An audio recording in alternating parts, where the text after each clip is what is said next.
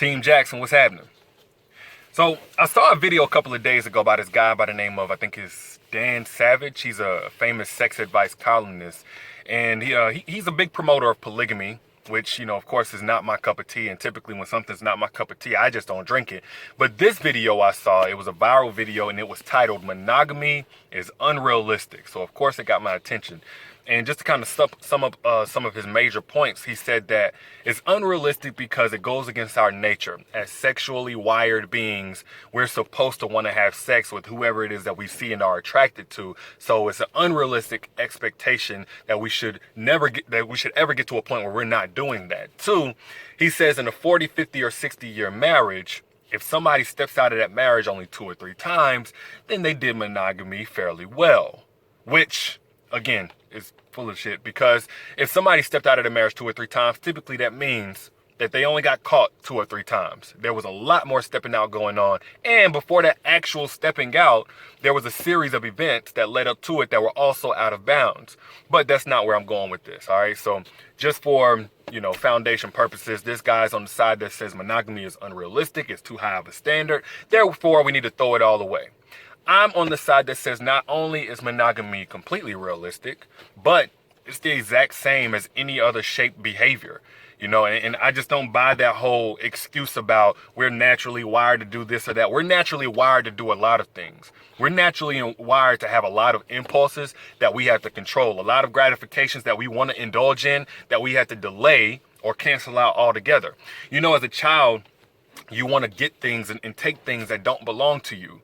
That's why kids get caught, stealing out of the cookie jar.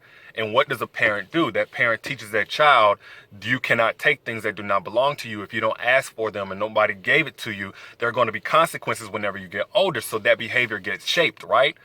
As a middle schooler or an adolescent or a teenager, you want to sleep in every day. Sleep feels good.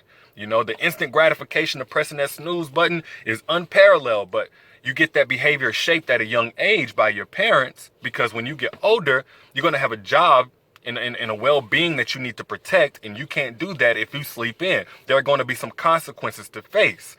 Same thing goes for whenever somebody makes you mad and you're in kindergarten or preschool and you haul off and hit them.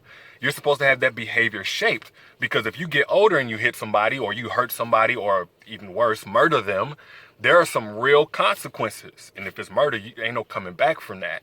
So you get that behavior shaped. Or whenever you become an adult, you face real consequences with no passes, no excuses being made about how it's just natural. The same thing goes for monogamy, being faithful, sexual discipline. What if, whenever we were little boys, and I'm speaking to men because women have been having to be monogamous for centuries. It was guys who, up until like the 50s or 60s, it was really commonplace to have concubines and side families and everything else. It was really normal. What if as young boys at age, 12, 13, 11, whenever you had that first girlfriend and you had another girlfriend in another class, and you came home and you told your dad or your uncle or your big brother, what if instead of being high-fived, you were taught that that was unacceptable? This is something you cannot do. And when you get older, you're going to have a family, you're going to have a woman, you're going to have kids. You're going to have everything that you've invested in and built, and everything that you value is going to be dismantled if you don't learn to discipline yourself now. What if we were taught that? That's what I feel like is the root cause of monogamy not working, not being unrealistic, but simply not working. And a lot of people ask me, D, why do men cheat? Which, of course, is like the most often asked question I get. And it's a big answer I'm not about to give here, but 2 things it always leads back to. First off, there are some guys who simply do not go into a relationship with any intention of being faithful. And 2, and we'll work off this one right here, there are some guys who intend to be faithful, but they were never taught an accurate perspective of being faithful and being monogamous. Therefore, they're not ready for it. And they get in these situations where their willpower is tested and they fail every time. So what if from a young age, this is not women, you listening, this is not you to raise a man. You're the one who's supposed to make him face the consequences.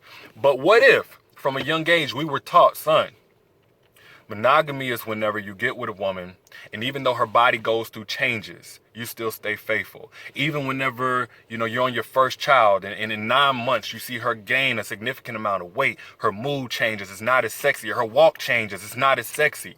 Instead of 2:30 in the morning, you getting tapped for middle of the night sex, you're getting tapped for a middle of the night food run. You have to put your sexual desire on the back burner. Therefore, you need to practice sexual discipline right now, son, because that's what monogamy is. That's what being faithful is.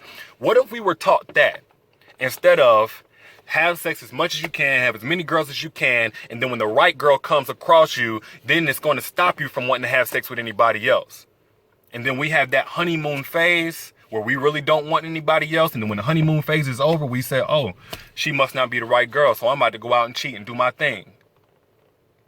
I think the root cause of monogamy not working is the fact that, one, we keep giving these passes, we keep making these excuses, and two, we're not educating our young boys from a young enough age to where they have that foundation and grow up with the proper understanding of what it takes to be monogamous. But to say monogamy is unrealistic is complete bullshit.